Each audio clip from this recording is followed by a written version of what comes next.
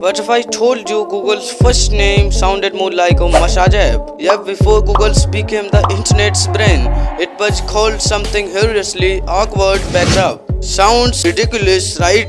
But that cringy name kicked off a revolution we can't live without today. So sit tight, because this is the organized story of Google you definitely haven't heard before. And once you hear it, you won't forget it. Trust me, it's that weird and genius. Back in 1996, the internet was a chaotic mess filled with cluttered pages and zero order.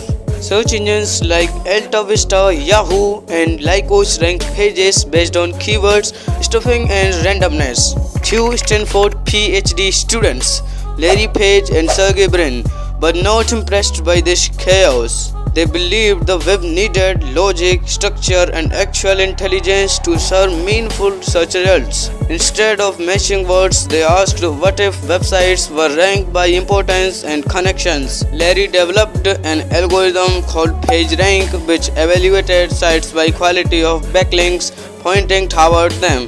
It was groundbreaking. They named their new project Backrub because it analyzed web page backlinks. Backrub ran on Stanford servers and became so resource heavy it almost crashed the whole system.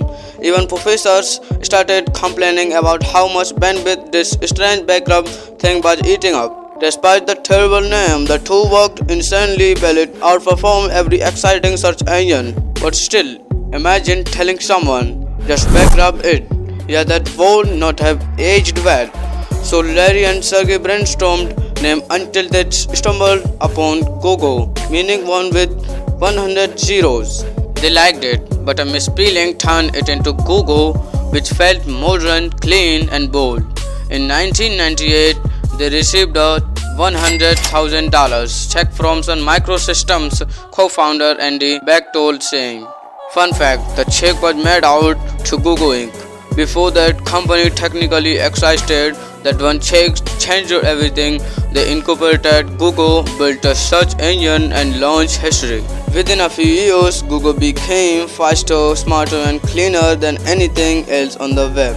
Backrub faded into history, but its bones still power the system you use every single day. And to think it all began from a Stanford dorm and one really bad project name. So what do you think? Would you have trusted a search engine called Backrub instead? Drop your answer in the comments. I am dying to see your honest reaction to this story. And next time you Google something, just remember it could have been way more awkward.